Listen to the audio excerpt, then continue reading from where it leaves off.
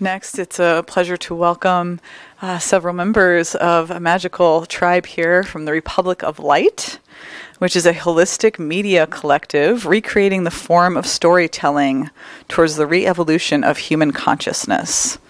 These creations support social needs, reflecting upon interconnectedness, respect for life and death, and liberation from dysfunctional paradigms. They are serving as a vehicle for the Metaphoric Shift. They are developing a film project called To the Origin that is inspiring all of us to adopt a nomadic way of birthing documentaries as they live and create in a resilient mini school bus converted into a mobile statement of intuitive feminine practices. All right, let's welcome the Republic of Light. Thank you.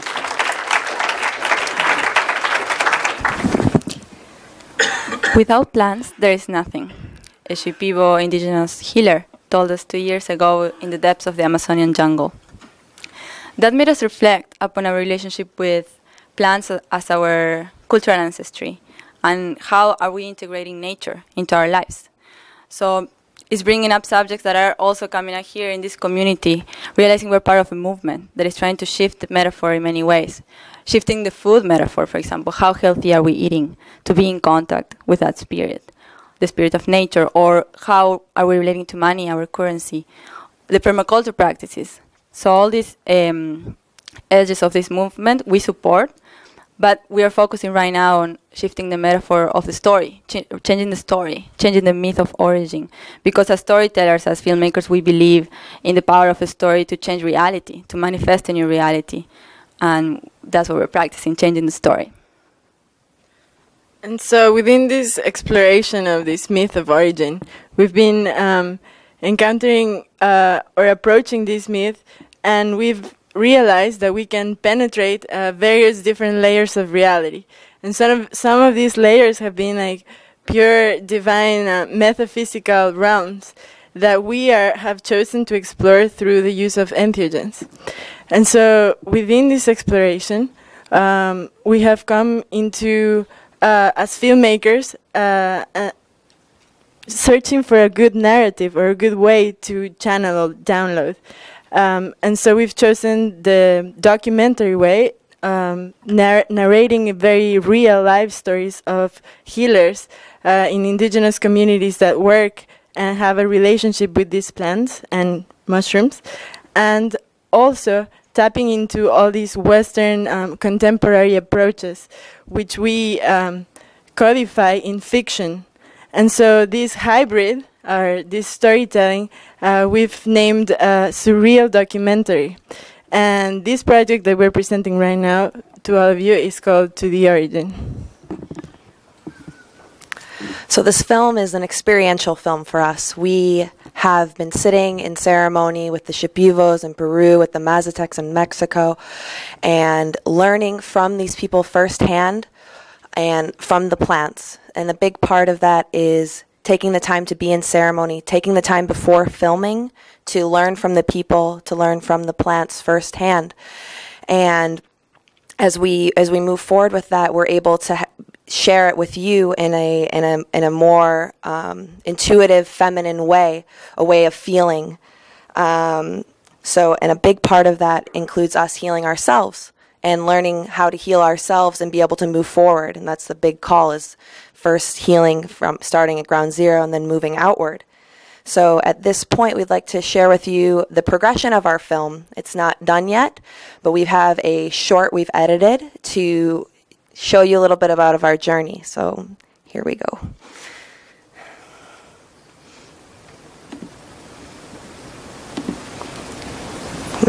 Sound. Can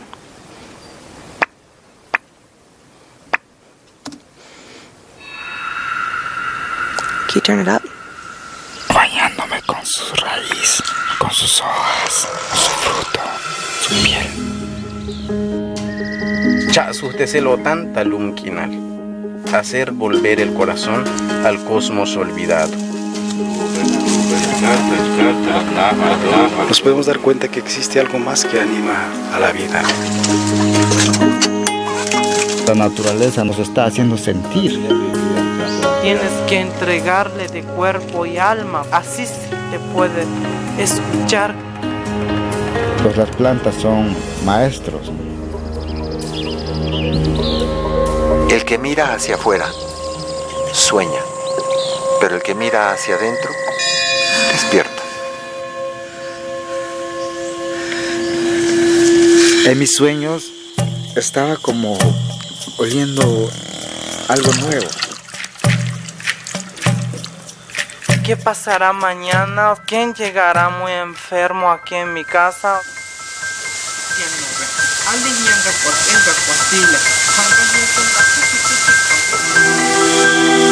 Tenía que dietar antes de poder ver con los guardianes de esta planta. En el nombre del Padre, del Hijo, del Espíritu Santo.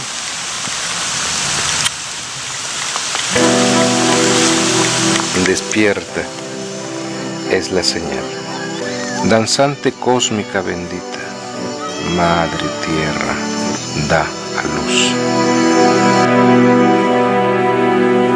20 años que partí, que me fui de este mundo, pero aquí estoy, los vengo a visitarles, vengo a cantar. Decirles que no he muerto. No me puedes ver, pero estoy contigo. Estoy contigo.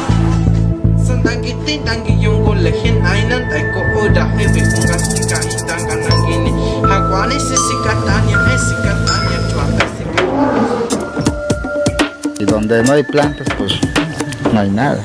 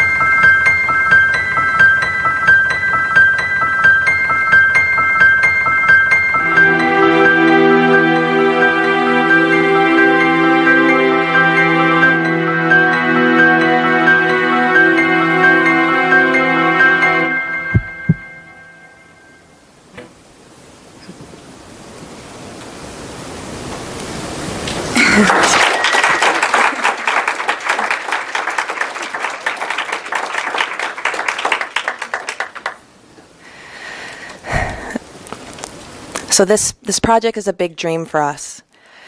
To the Origin calls us to go around the world and learn from these plants, not just entheogenic plants, but plants used in ceremony, plants considered sacred, and to be able to bring them to you, like we were talking about before with Sarah. How do we bring this home to our communities? And one of the ways we can do that is through film, through these new mediums, through these mediums we have to help someone experience something from far away. So with this film, the film we're working on, the pieces you just saw, the first film is with entheogenic plants throughout the Americas. There are 3 chapters in this film. The first chapter is with ayahuasca. The second chapter is with peyote and San Pedro. And then the third chapter is with mushrooms, with the mazatecs, with the shipivos, with the huicholes, and we're still discovering. In these 3 chapters, we're changing the way that the film is shared, basically. Each of these chapters can stand alone, but they can also be strong together in a larger narrative. The idea of this is that so it can be spread and shared in educational settings like this, where we can focus with one plant, in community events, going beyond just the film and taking it into this to have an integration where we share and have these opportunities to learn and grow together, to integrate, and also to be able to change on many platforms online. So the big call for Republic of Light with this film is to be able to get it out there to everyone, so we can all feel and learn this together. So yeah, as much as we also proposing a new format for filmmaking, we're also proposing a new style. As Lau said before, it's a surreal documentary, because we're dealing with real life stories. For example, in the ayahuasca chapter is the jungle, which are already very magical landscapes by itself, realities, giving us a totally new outfit. And also we find surreality in the sense of how these people take dreams as a reality. Their dream world, they live in their dream world as well. It's not like they go to sleep and that's where life stops. That's where also they learn, for example, from the plants that they diet. Dieting plants, that's a subject that is very interesting for us as well, which means getting exclusive with a plant and taking baths with it, making a diet with the food as well, being very picky with the food you eat, so you stay in touch with one plant to learn all the lessons that plant has to give us. Another way surrealism shows up in our film is integrating this collection of testimonials we have from all over the world, and this part hasn't been filmed yet. Is people that have shared with us their oceanic experiences with ayahuasca in particular, and people that speak in Italian, Hebreo, Espanol, English, all these languages, so they can speak from the heart. And they share with us what was that metaphoric shift that happened, those aha moments. And how do we portray that in film? How do we make that concrete and visual? So that's when we appeal to surrealism, to magic realism, to performing arts, to fiction. We have to script, and we are not noticing patterns, so we're working a lot with archetypes, for example.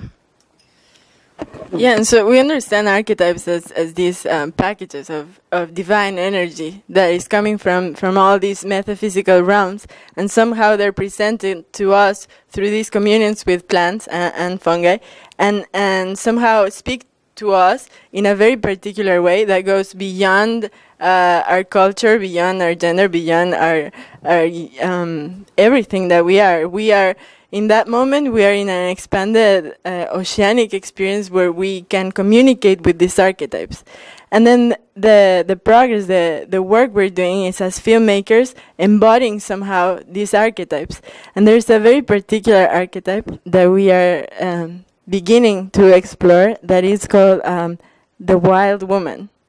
And so the wild woman is basically the underlying force that is guiding us through this process of experiencing this film, and this wild feminine is very connected to this creative force that the earth is giving us and is allowing for everyone to experience.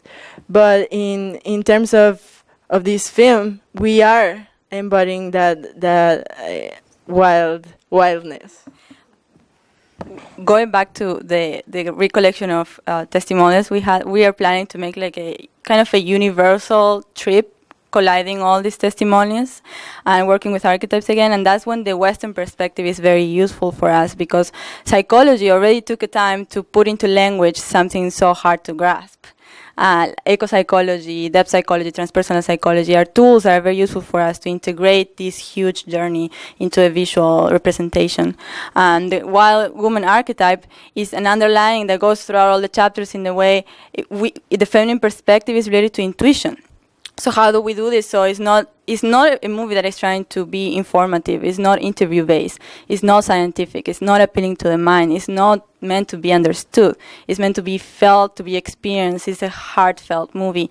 And that's one of the biggest qualities of the wild woman that we are embodying and exploring, experimenting with.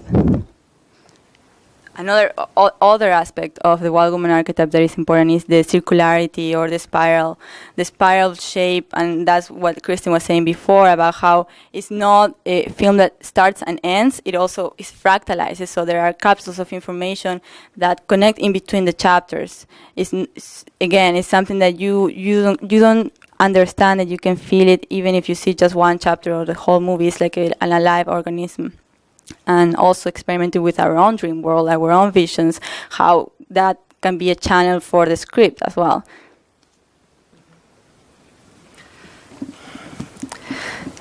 So at this point, we'd like to share with you why we're doing this, why this is important to us, why we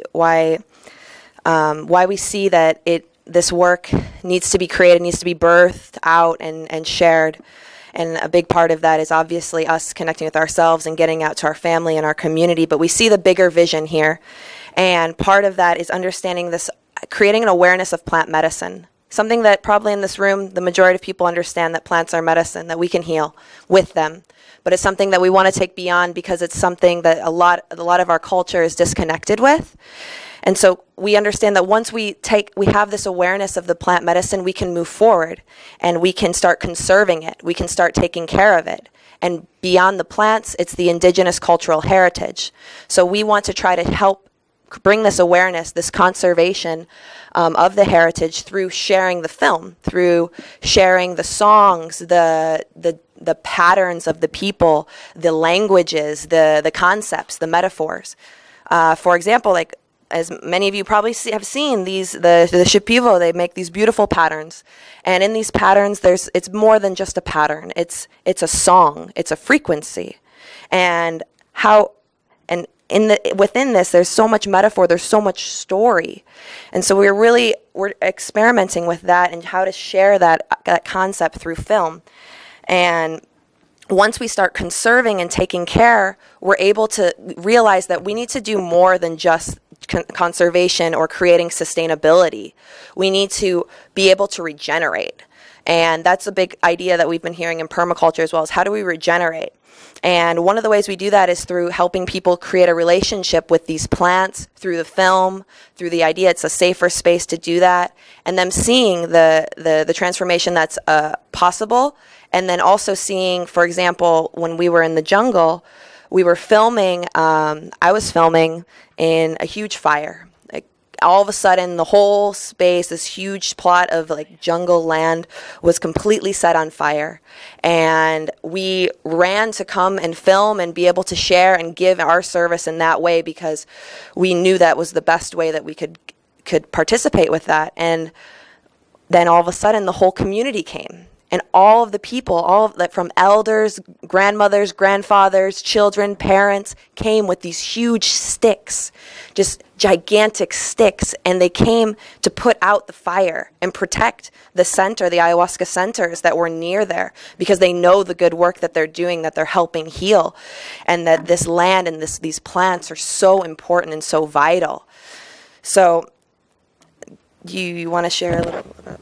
Yeah, like there's also many things that we right now in this city, in this context, that we can do to pretty much join the movement of regeneration of sacred sites and in general, places that provide medicine. And it's like maybe we're all familiar here with Palo Santo, for example. That is a great cleansing and tool for many things, but in order for us to get Palo Santo, we have to cut down a whole tree, and so the demand is growing a lot. And one thing that we have to realize is like maybe Palo Santo itself, the tree has these beautiful fruits that when it's harvested sustainably, we can make oil out of these fruits and turn them into candles or sage or incense or whatever, and so like we can make the difference by informing ourselves and basically make the right decisions to create this sustainable movement. Yeah, so when we come to that understanding, this is the understanding we keep learning with the indigenous, this idea of like taking what is given, giving back, and finding that balance between. And with these plants, we have that experience of this understanding that we are beyond ourselves, that we are part of something bigger, we're a part of this whole. And this is another aspect that we are sharing through this film, this transpersonal understanding of reality, understanding that everything has an effect, and if we all work together, we can grow together, we can evolve together, we can have a more beautiful life.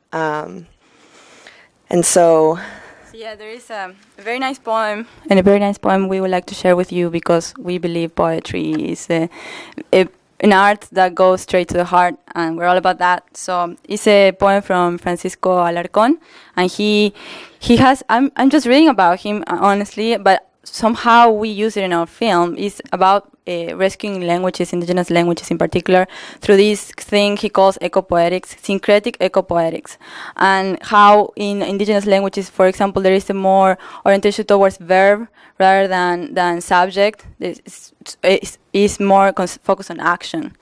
And that changes the whole way we actually live reality and we relate to each other. So it's important. This is a poem that talks about that feeling of transpersonality. In Xochitl, in Quicat, every tree a brother, every hill a pyramid, a holy spot. Every valley a poem. In Xochitl, in Quicat, flower and song. Every cloud a prayer. Every train drop a miracle. Everybody a seashore, a memory, at once lost and found. We all together, fireflies in the night, dreaming up the cosmos. So in a way, we are embodying this transformation, and we are bringing ceremony back to our own lives. And as Sarah was mentioning, we are exploring how outside the indigenous context we can also relate to these plants in a way that we feel that is respectful and good to ourselves. So we are making a lot of soul sailing with various ayahuasca and mushrooms, and there's so many more to explore. But we ourselves are somehow living this transformation, and so there's this meta journey, the journey outside the journey of filming and producing this movie, and in a way we found ourselves living in a nomadic life right now, living in movement, and so all of our own ideas of what used to be the right way of seeing things are shifting, are like crumbling and turning into something else. So we've decided to embrace this life accordingly, and we converted a mini school bus and then turned it into a little house.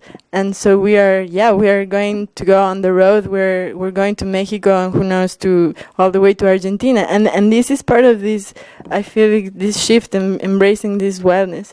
And so we have been part of various caravans. We have traveled with Jessica Perlstein in Project Novo Mundo Caravan, and yeah, all these people and places have been amazing. This is our bus.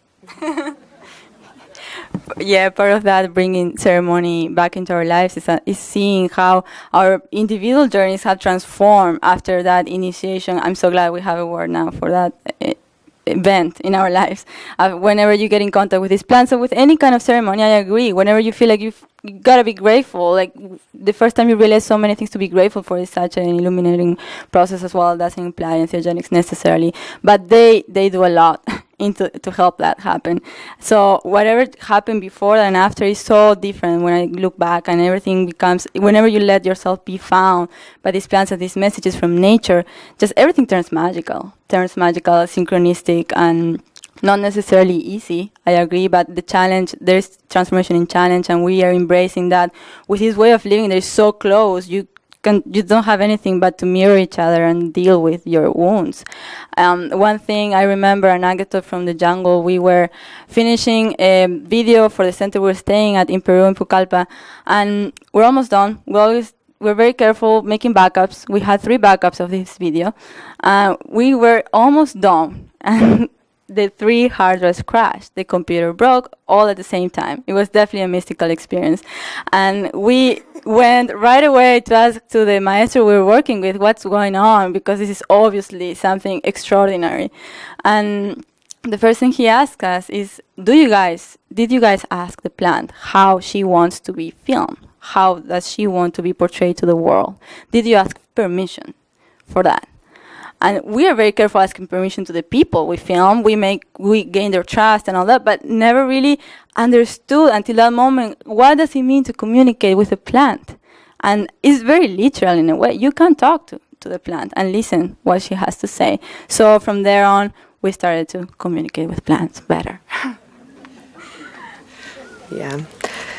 So, and this has affected every aspect of our lives. You know, like I feel like we are pioneering in every way possible at this point, because that's what they push you to do.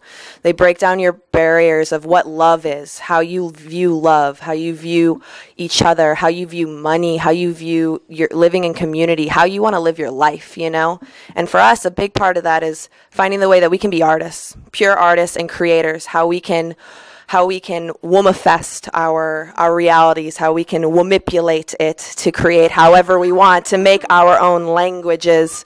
You know, this is exactly, this is it. Like, what are we doing here? You know, like, how do we want to live our lives? And I love it. We love it for that reason, because we are able to create ceremony in ourselves. Like you're asked, like, how do you bring this home to your friends and family? Like, well, do you want to feel something deeper when we have like a baby shower, maybe, than just giving me gifts? Like, you know, like finding the way that we can go deeper with each other and heal and realize there's a lot to heal. And I think that the beautiful thing is, just by us being ourselves and sharing our songs and sharing our stories, we're able to put that out into the earth and reflect that. And that's what's going to be reflected back.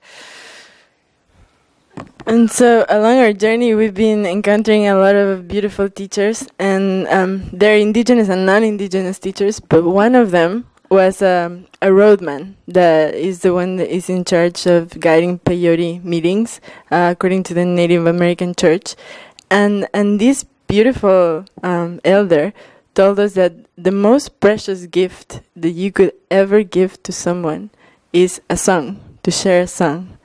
Because within this song, there's this story, and there's that like metaphor shift, and so, yeah, we would love to share a little song with you tonight, and if you feel wild enough, you can join us, and you can. This is a song that talks about the fifth dimension, and so it's in 5. In rhythm in 5, and this is a beautiful song, and we have the permission to share it, because the more people there is that it sings it and understands it in a very subconscious level, the greater it is.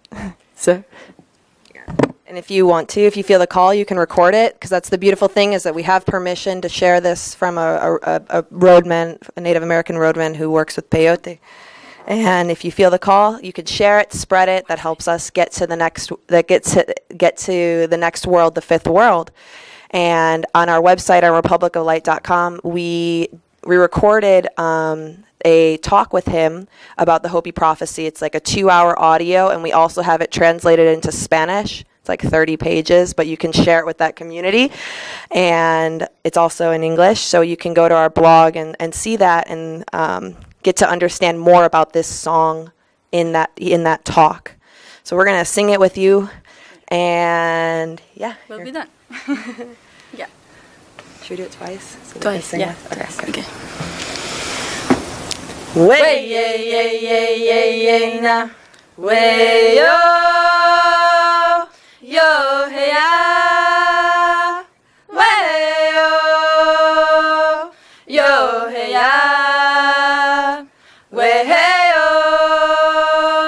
yo hey ya, yo hey ya, yo hey ya, hey ya, hey ya, hey ya, hey yo.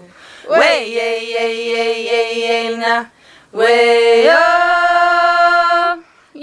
hey ya, way yo hey ya, way hey yo hey ya, yo hey ya, yo hey ya, hey ya, hey ya, hey ya, hey yo. Thank you. Ask if there are any questions. So we're open to questions. The mic. Here it is.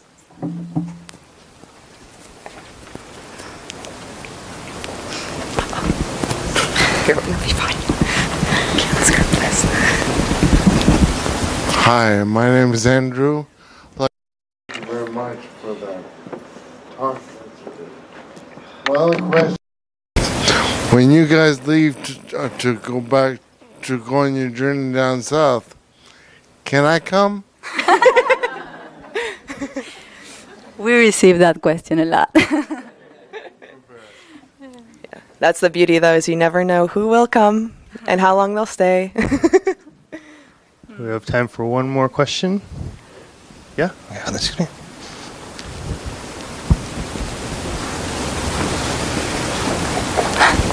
Hi, thank you so much. This is really inspiring, and I have to say I'm thinking practical thoughts. How are you funded? So that's a great question. I'll take it. So we've been funding. We've had some donations come in. We've been funding ourselves a lot, working hard, learning how to decommodify our lives where our bus has solar. We have our own like water filtration, be able to keep these cycles going. But a lot of it has been sourced from us, just work, bootstrap style, working hard. And we are in that process of looking for people, angels, anyone who wants to help and become part of the project and see how that we can create together. And that's a big thing that we're working on and we've been working on, and we will continue to always, keep doing. So, but a lot of it is like a mix. We do a lot of trade. Like, for example, in Peru, the center we stayed at, we did volunteer work for them and like cooking, cleaning, on top of making a film and being in ceremony. And then we also made them a video. And so that's one thing is we try to offer as much as possible as our arts and finding the way that we can create video. We do a lot of videos. We have a pretty fast turnover between us. So that's, one of the things that one of the ways that we do it, and trying to find ways outside of just money. How can we give to each other and pay it forward ultimately? Thank you very much, everybody. Thank you, Public of Light. Yes.